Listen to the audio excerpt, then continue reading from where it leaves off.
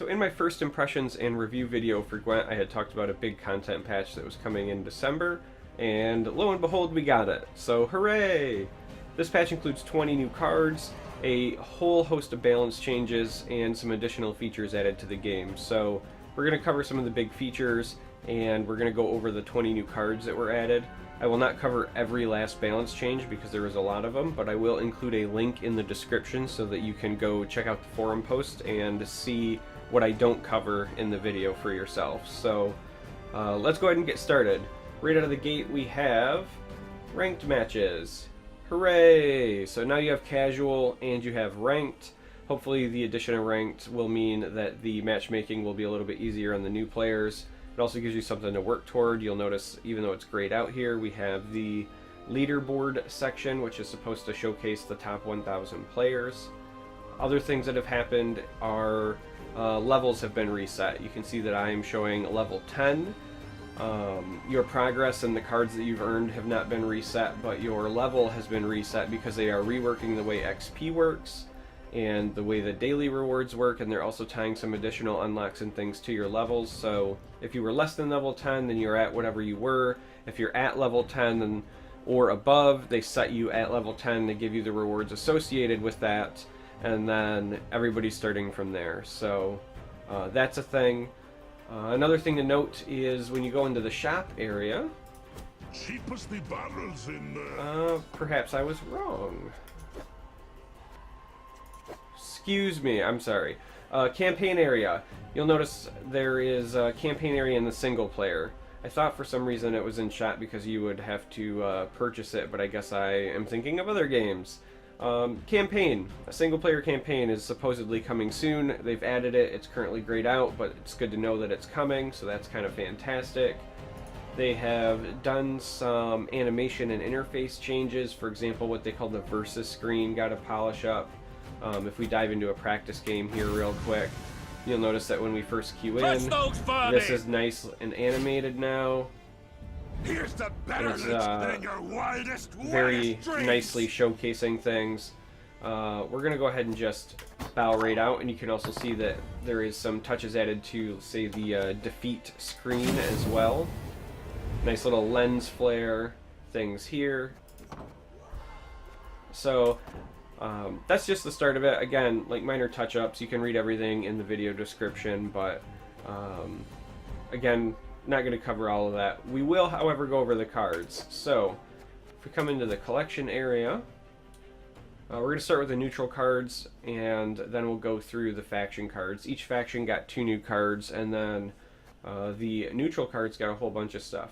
You may also note we got some new premium cards. So right away, you're probably familiar with, I always say Ragnarok, but it's Ragnarug. I mispronounce it, so that's why I say Ragnarok. But if we click in here, that's the way it looked before, even though the art was fantastic. But we now get this extra awesome art, and it looks even better when it's in color. So we've got some additional premium cards beyond just the Geralt that everybody got for the closed beta. There are now Bjorn of Bran is another one. Great Rain, Wind Effect, kind of blowing her around. So we got some premium cards that were added. So let's go ahead and go to neutral, and so we have 2 new gold special cards. So let's go ahead and go to gold. We have the addition of these. So we have Renew. Renew is Resurrect a Gold unit, and that seems pretty good. That's got a lot of people abuzz. Apparently I didn't close the preview. Becker's Twisted Morrow. Swap the strength of the strongest and weakest units on the battlefield. Ties are resolved randomly. That's a really, like, niche but interesting card in my opinion. Going down further, we have 3 new gold unit cards as well. So we have a Siri Dash that was added. So Siri, when destroyed, move to your deck and gain 3 base strength. So instead of bouncing to your hand, this Siri goes back to your deck and gets stronger. I actually think that this might be pretty interesting in maybe Skellig decks or things like that, where you are able to draw a large portion of your deck and cycle through to get her more than once. What else did we get? We got the new Geralt Ard card. Let's see if we can find that. There's the new Yennefer.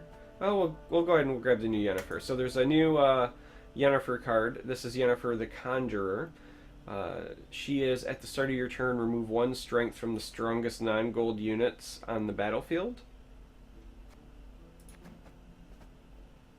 Alright, so we have Geralt Igni. Here it is. Geralt Ard. So this is another one that has a lot of people excited. You can put it on any row, 6 strength, but you move all non-gold units on the opposite row 1 row back, and then you remove 1 strength from all moved units. So this has a lot of synergy with the other Geralt card, Igni, because you can shove everything into 1 row and then meet the requirements for power to have Igni go off. This has a lot of synergy with things like Lacerate, with weather effects, with just a bunch of cards. There's a number of uses. I think that you're going to see this a lot, so this is pretty exciting. Silver. So we got some new silver cards as well. We have Elzer's Double Cross that was added. Here we go. Play the strongest non-gold unit from your deck. Ties are resolved randomly.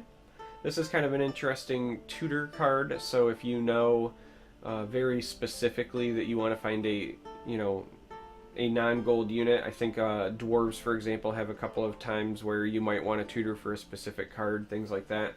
This could come in handy.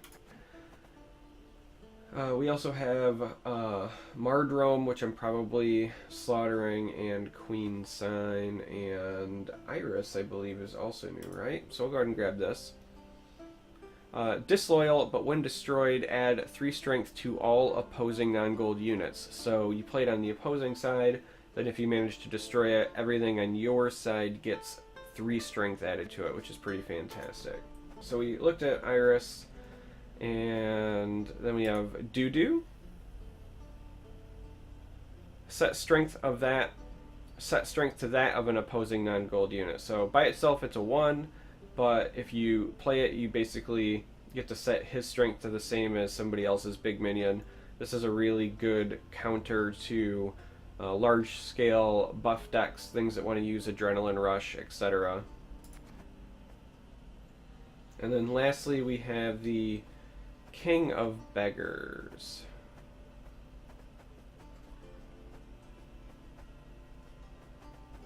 There we go. Play the weakest non-gold unit from your deck. Ties are resolved randomly, but unlike the other card, this one also has some strength tied to it. So all in all, interesting new silver cards. Now let's go ahead and go to our bronze cards.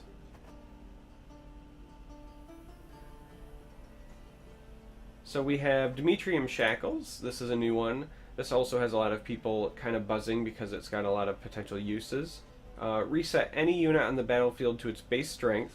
If gold, convert it to silver, or bronze if that was its original color. So gets rid of buffs and demotes essentially cards. There's a lot of potential practical uses for that.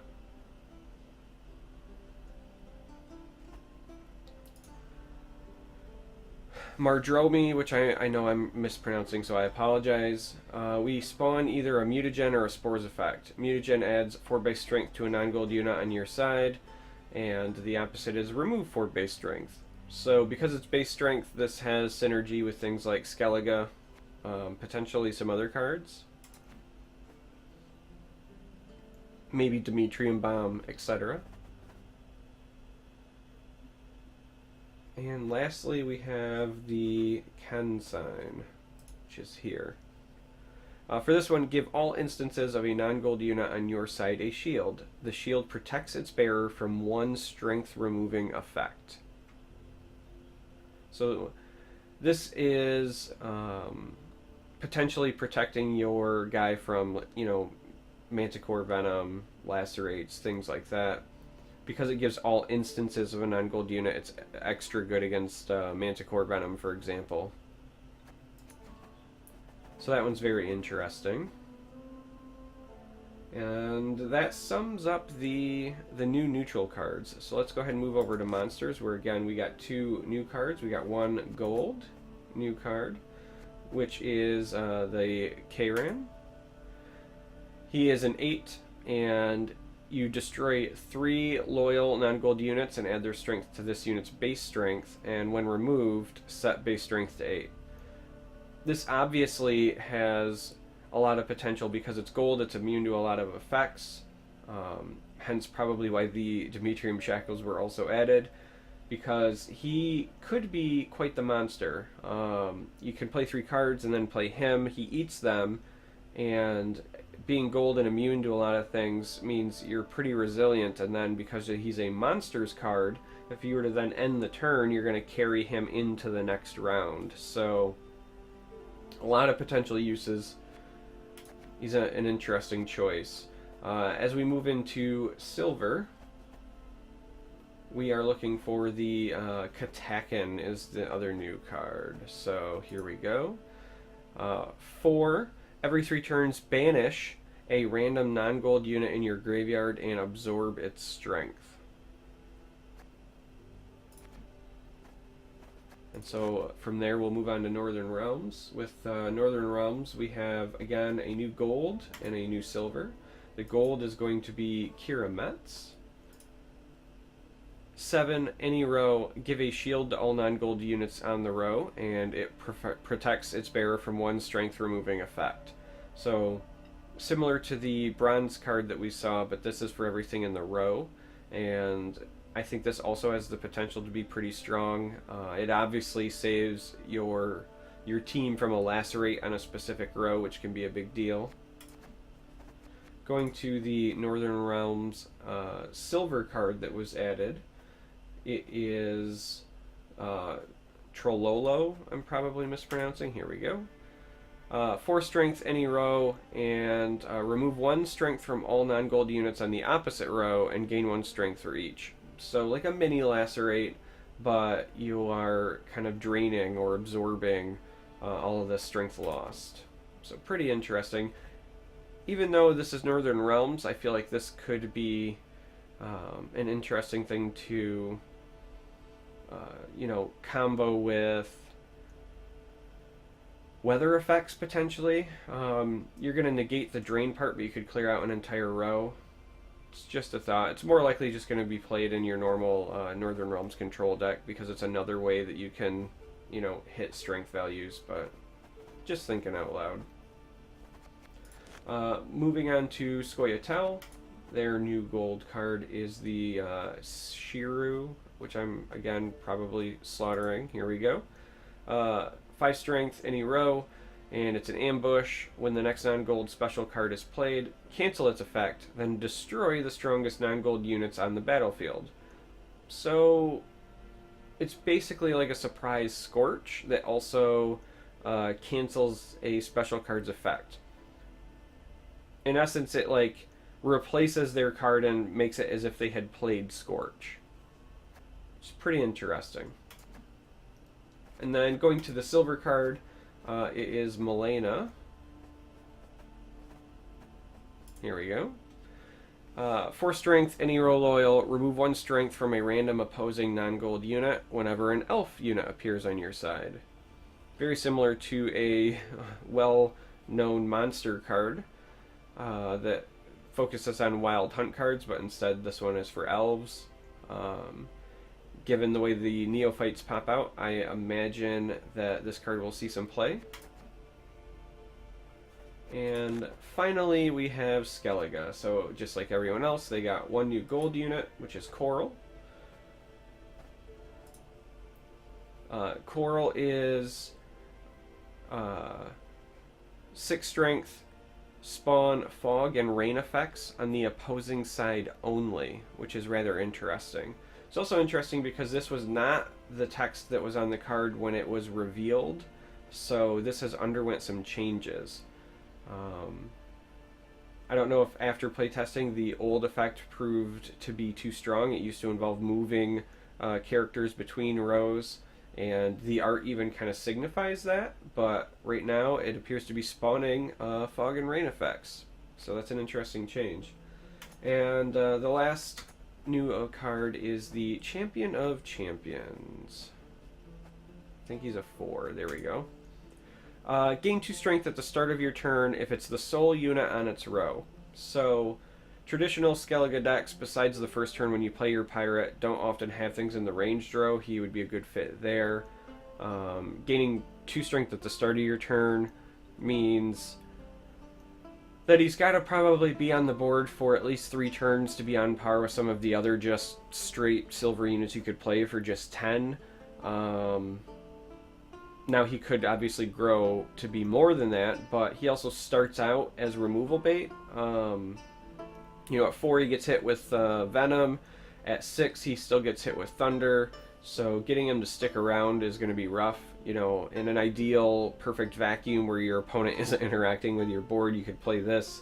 You could throw some persist on him, some adrenaline rush, so that he just sticks around and then just watch the value soar. But in practice, let's be honest, that's just not what's going to happen. So interesting card, but I think he's ultimately going to prove to be pretty brittle. So that is the new cards. It's going to probably be the conclusion of this video. I just wanted to say, hey, I said there was an update coming. It's here, so I wanted to let people know things are changing. The game is progressing. It is still in closed beta.